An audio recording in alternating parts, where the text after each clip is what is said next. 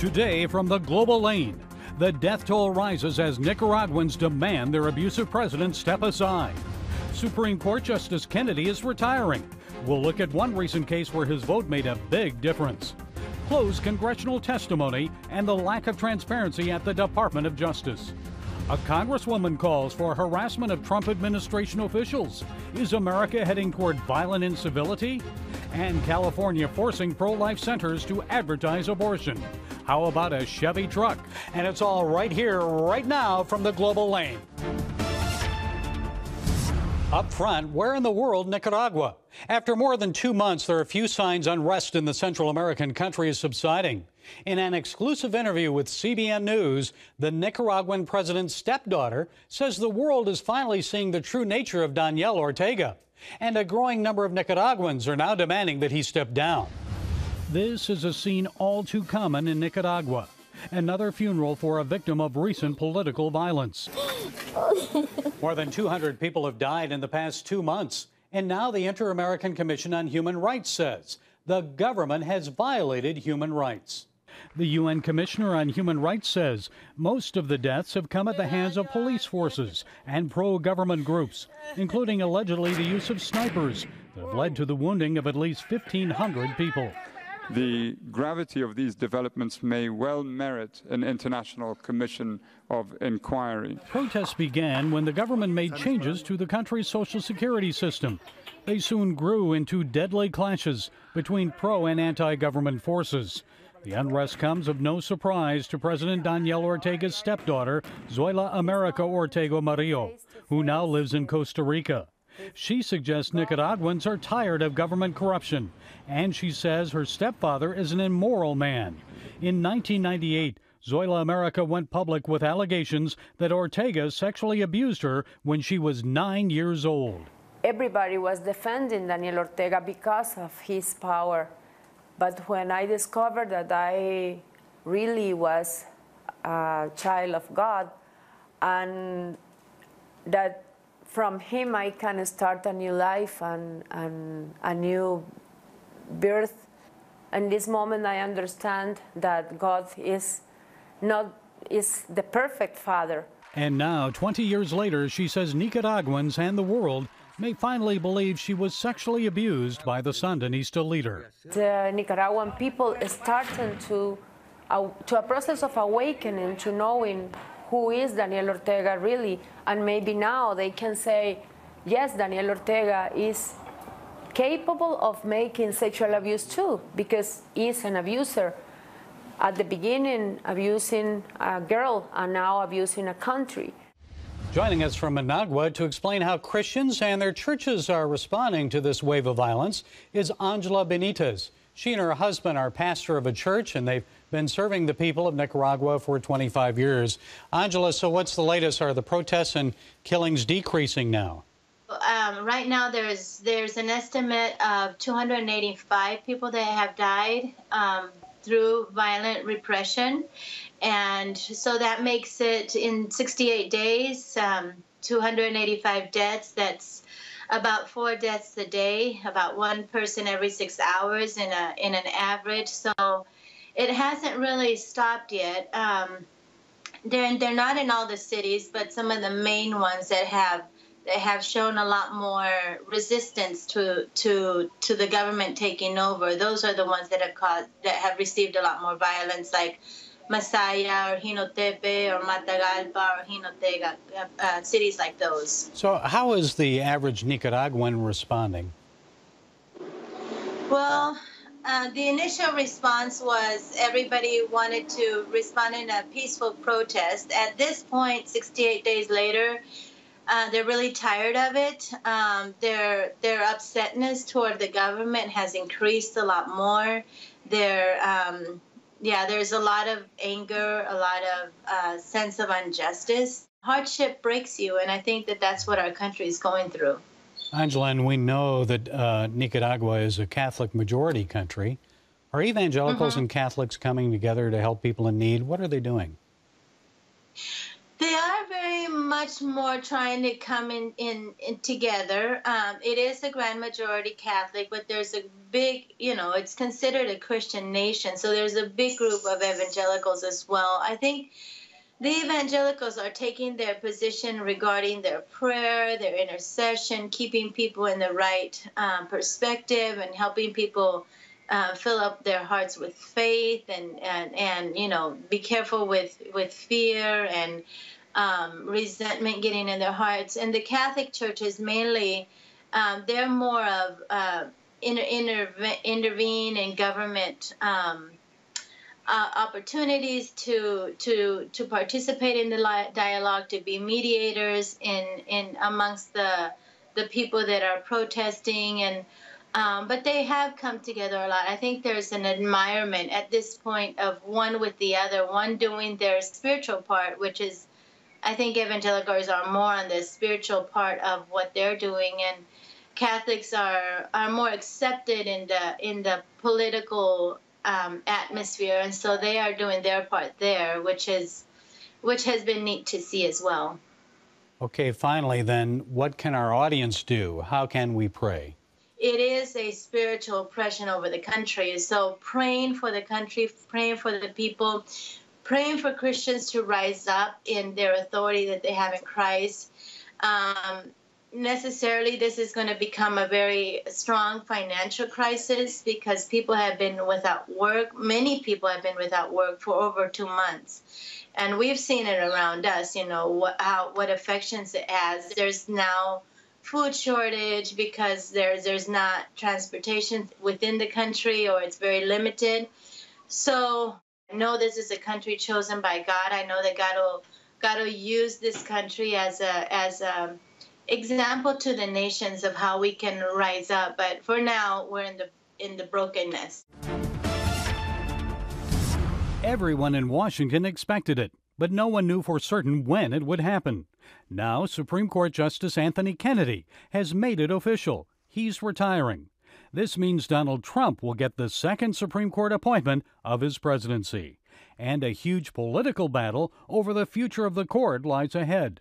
A landmark case just decided by the Supreme Court is an example of how the vote of one justice can make a big difference on the home front.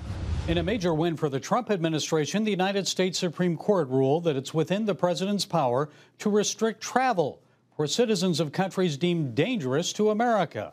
The 5-4 decision angered some on the court. And joining us with some insights is Jordan Sekulow of the American Center for Law and Justice. Jordan, the majority opinion was written by Chief Justice Roberts. What did he say?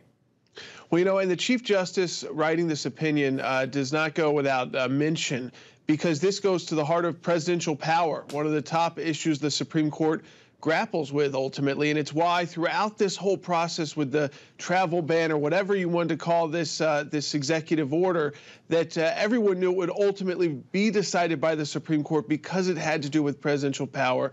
And what the Chief Justice said, which is what courts have said when they look back at time, you look at is a president operating under the power both of the Constitution and power that's been delegated to the president by Congress. And here you've got the commander-in-chief power that's in the Constitution in Article 2, and you have a specific statutory power that has been given to the president through the Immigration and Nationality Act, and it's a section 1182F, and it says that a president can determine to stop any class of aliens or non-aliens from entering the country if he believes they will be detrimental for any amount of time. So Congress couldn't have made it any clearer that the president can do this. And again, it's unfortunately, I would say, it was a 5-4 decision when in fact it should have been 9-0. And you see the politics at play here. And I know Justice Sotomayor wrote the minority response, and in a rare move, she actually delivered it from the bench.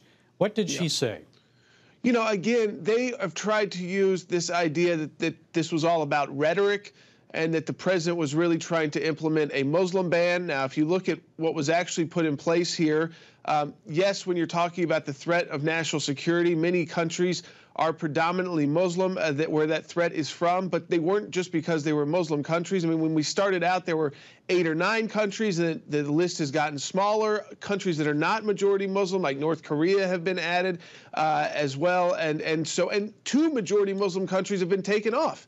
Iraq and Sudan were able to comply.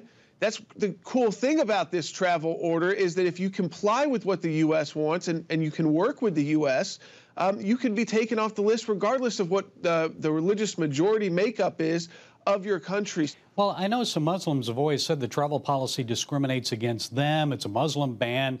But if you look at the 5 countries, that's only 5 out of maybe 50 Muslim countries. Yeah. So what do you think, Jordan? Yeah, I mean, I'd say if you wanted to do a Muslim ban, you'd have to ban a lot more countries, right? I mean, so if you look at this list, and Gary, you travel around the world a lot, and I've done a lot of travel as well. Initially, many of these countries were places that you could almost consider failed states. I mean, Yemen is still on the list. That's one where, like it or not, there's no way they can comply right now with being able to vet who is getting on a plane or who is traveling from Yemen, and if they are safe or not when they're engaged in the civil war conflict. Same goes for Syria. In Syria, we know that ISIS was able, for a period of time, to actually capture Syrian passport machines to make valid passports. Fraudulent, but valid. Yeah, I've had people say to me, well, how come Saudi Arabia isn't on this list? After all, they housed that was the home of the 9/11 terrorists. And I said, well, yeah, that was 17 years ago. Yeah. The world has changed. The threat has changed in 17 years. Libya, for example, Sudan. And as you mentioned, Syria and Yemen, those wars weren't going on 17 years ago. So how is all of this going to affect U.S. immigration policy in the days ahead, Jordan? Well, I think this gives the president and the Trump administration a lot more flexibility to decide. As the president said, this was not the be-all, end-all of his national security plan. It got so much attention, Gary, but the truth is this was just one piece of our national security. So I think it's a very powerful tool that this president and future presidents will be able to utilize. Yet a federal judge in San Diego, Jordan, ordered that within 30 days, the Trump administration must reunite all illegal immigrant children with their parents. And it seems a little like judicial overreach to me, one judge legislating from the bench. What do you think about that? I think we've already seen the idea from the Trump administration and from officials on both sides that they want to see the family reunifications done, and they have put in the policy to stop families being divided. So this ruling may just be more politics, like you said, and overreach, because ultimately I think this administration would like to see this done well beyond within 30 days. So I imagine this one ends up being moot. If they decide to appeal, it would be because they feel like the judge, again, did not have the authority to make a decision like this. But ultimately, I think we all agree. We want these families to be reunited, even if ultimately they will be, most of them, deported, that they should be deported as family units. Jordan, what is the authority of these judges? I mean, it seems like a lot of them are legislating from the bench. You get one guy making a decision that affects the entire country. Well, and that is the travel ban case in a nutshell. Came out of, Hawaii and California and a few district courts. And then, of course, both of those were in the Ninth Circuit Court of Appeals, which is a very liberal circuit. So the circuit judges were agreeing with them and using the same kind of rhetoric and not really looking at the law. And there's a big difference. I think, Gary, you saw it with the travel case. You saw Chief Justice Roberts, he looks at the text of the law in the case, and you saw Justice Sotomayor, and she was looking at kind of the surrounding theatrics of the law and the rhetoric that was used around the law and the campaign, what was going on in the campaign around the law. That is fundamentally the two different schools of thought when it comes to judicial philosophy. That activist judge who says, I must get involved, even if there's not really a legal way for me to do so, I'll figure one out. And then a real purist who says, I will look at the law and determine if this violates the Constitution or meets constitutional standards. And that's my job, to call balls and strikes. Thanks for weighing in. Thanks for your time. Thanks for those insights. Thank you, Gary. Just days after the Inspector General testified about his report, more revealing congressional testimony was expected from the FBI investigator accused of bias against Donald Trump. His name is Peter Strzok. But you didn't hear all the juicy details. because he testified behind closed doors.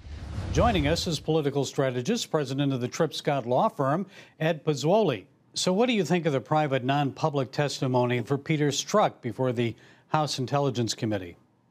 I don't like it because ultimately the truth is a victim here, because at the end of the day, no matter what, the public should be able to get a snapshot of who Peter Strzok is from their own vantage point. They should see him testify, how he responds to questions. And there are many questions to ask of the person who was the chief FBI counterespionage section head and the number 2 in the FBI's counterintelligence division. He's got a lot to answer for, and I personally would like to see that testimony be made public, so there isn't a volley for the truth after he's finished, a Republican version and a Democratic version. Americans deserve to get a snapshot of this person and decide for themselves. Americans have always demanded transparency. Doesn't seem like we're going to get it here, at least not on this initial testimony. Now, the committee is taking on Deputy Attorney General Rod Rosenstein for not turning over requested documents and for evading answering questions. Now, they've even threatened contempt of Congress and impeachment proceedings against him. So what do you think? Why isn't Rosenstein cooperating? I don't know, and it causes great concern about the protective nature of, what should be a transparent FBI, Department of Justice. And let me tell you why. At the essence and the core of the problem that the Inspector General had with Peter Strzok, as well as the problems that we see in DOJ and in the FBI, is that they have to be perceived to be fair arbiters of the facts and not putting their finger on the scales of justice. And what the perception is that the FBI, like Peter Strzok as an example, has been proven, at least from his texts, that the IG report has shown, is that he put his finger on the scale on behalf of Hillary Clinton to protect her, and on the other side, put his finger on the scale of Donald Trump to at least push the investigation to a special counsel, and that's why we're saddled with the Mueller investigation. Horowitz mentioned that Peter Strzok wasn't the only FBI official showing bias against Donald Trump. He mentioned several others, especially lawyer number 2, who was involved in the Clinton and Russia investigations. So do you think his name should be revealed? Should he be called before Congress to testify? What should happen there? Ultimately, we need to have all of those names exposed to the public so that they can be questioned and subject to either congressional oversight or some investigatory matter, so we can get, look, at stake here is the underlying confidence that the American public has in these FBI, DOJ. Imagine this, they have such great power, FBI and DOJ together.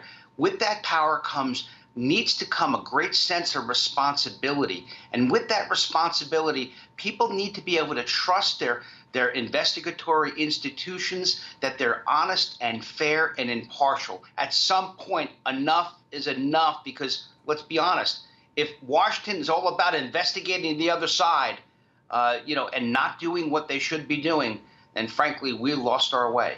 And it seems that we've had this ever since Watergate. Bill Clinton, also with Bush number 2. So it looks like we may be in for a long, hot summer and a hotter fall political season. So what do you think's coming next? This is kind of sort of like scandal soup.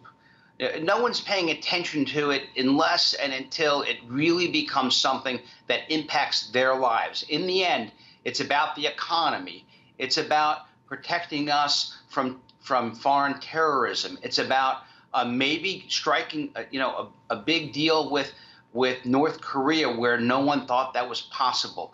It's about all of the things that I believe about getting government off of both individuals and businesses back so we can have a roaring economy that we seem to be having. Those are things that are important to you and I sitting around the kitchen table, whether or not, frankly, what's the bigger issue here about the FBI and Peter Strzok and Lisa Page is the bias that appears to be innate that the Inspector General found around the FBI investigation of Hillary Clinton's emails and then the Russian Trump probe that led to these special counsel. Those are bigger issues, not necessarily the details about who gets a leg up on somebody else. but that we need to have trust in our institutions, and the balance of the work in Washington should be what people care about, the economy and being safe and secure in our great country. Strategist Ed Pozzuoli, thanks so much for your insights today. Peter Fonda tweets hateful comments about the president, his son, and wife. Congresswoman Waters calls for harassment of Trump administration officials. And Press Secretary Sarah Huckabee Sanders is forced to leave a Lexington, Virginia restaurant. Is this the new norm in America? Are we entering an era of uncivility? Well, joining us from the Media Research Center is Dan Gaynor. He's MRC's Vice President of Business and Culture. Dan, from Hollywood to Washington, what is going on? Have you ever seen it this bad? Well, I think it's in history. It's been worse, but for context, we need to remember it's not always what you say, it's what you do. The left tried an assassination of Trump during the campaign. Another guy charged the stage when Trump was running for office. Since then, we just passed the one-year anniversary of an attempted assassination of multiple Republican congressmen that sent 2 to a hospital, 1 seriously. And let's not rule out a liberal attacking Senator Rand Paul at his home. We're seeing not just the incidents, but the tenor of things has been ratcheted up to the point that the left doesn't want anyone they disagree with to be able to go to a school without confrontation, a restaurant, a movie, go shopping. And what is the effect when a member of Congress actually calls for administration officials to be harassed? Well, I think it basically is giving the imprimatur of legitimacy on what they're doing. It basically says, oh, well, if Congress is okay, somebody in Congress is okay with this, then that's fine. And I know a lot of people on the left would probably say, well, this is all because of the president with his inflammatory tweets and the way he handles himself. So I don't recall this happening to Obama administration officials, this type of harassment. What would have been their reaction if it had? Well, I think their reaction would have been extreme. And I think you would have media people calling for widespread arrests and silencing of speech and people to be banned from social media. This is a dangerous trend where they think anything goes. And yet, if the reverse had happened, they'd be screaming so loud you could hear them across the country. Well, I know that on the left, they're saying the Tea Partiers harassed Obama people and Democrats several years ago. And again, President Trump with his inflammatory tweets. So how is what is happening now any different than that? Well, one, the first, they're exaggerating things. I mean, there's been an ongoing sort of street combat we've had since Occupy Wall Street, where the left has tried to confront people and also commit widespread examples of crime, as Occupy Wall Street did, and as Black Lives Matter groups have committed crime, etc. 20 police officers were killed or were injured, in a Black Lives Matter protest up in Minnesota a few years back. So we had the 5 police officers who were killed by a Black Lives Matter supporter in Texas. President Trump, the thing that the left is really doing pushback, Trump said mean things and said people should be confronted aggressively at his rallies. And that's the thing. Oh, well, Trump said this.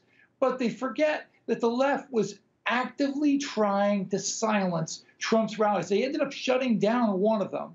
And they had professional disruptors going to these events, trying to silence them. To sort of compare that to having a member of Congress calling for people to be harassed, there's just no comparison at all. Dan, who's financing this? Because it seems like some of these protests and some of these actions are well organized.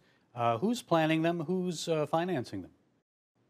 Well, I wish I knew. I mean, I know some people on our side will say George Soros is tied to it. Part of the problem with that is George Soros funds almost everything on the left. So you could say that, but it doesn't necessarily mean it's true. If you go back to the Women's March, you could definitely say that. In that case, we did the analysis, and 100 of the groups involved in the Women's March had received like $246 million from Soros, his foundation. That doesn't mean that they did it because Soros told them to, but there's a lot of groupthink going on their side. They think that they can get away with this stuff.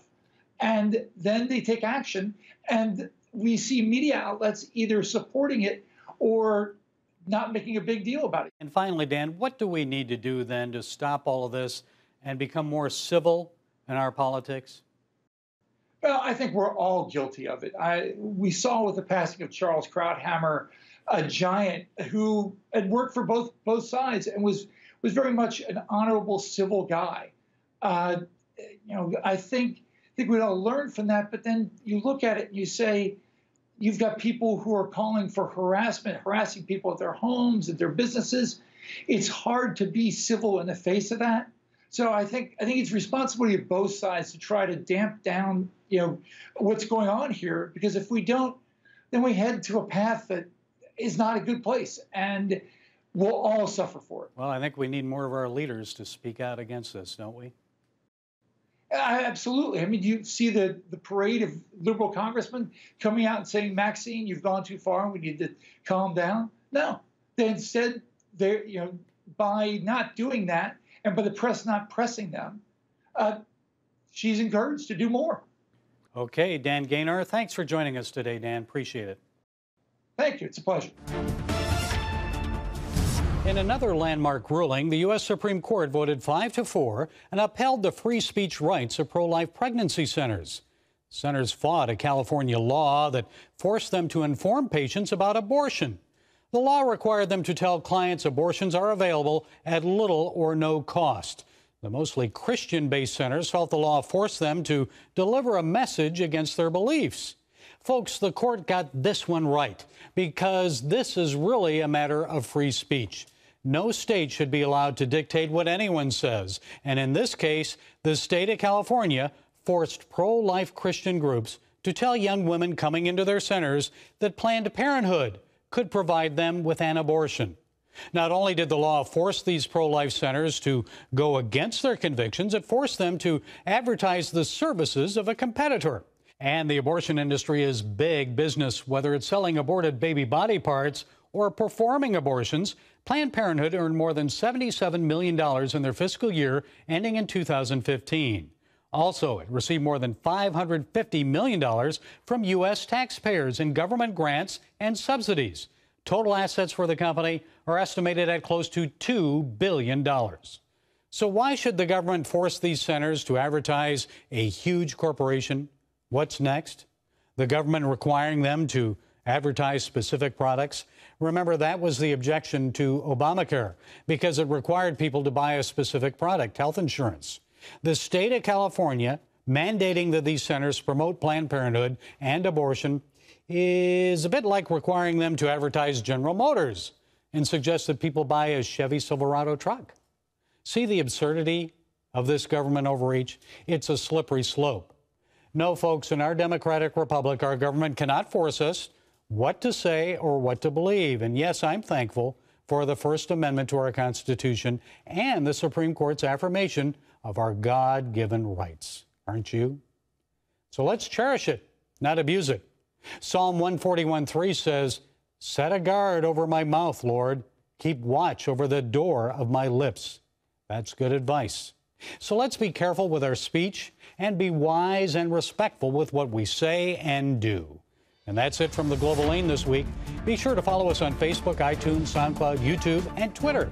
And until next time, be blessed.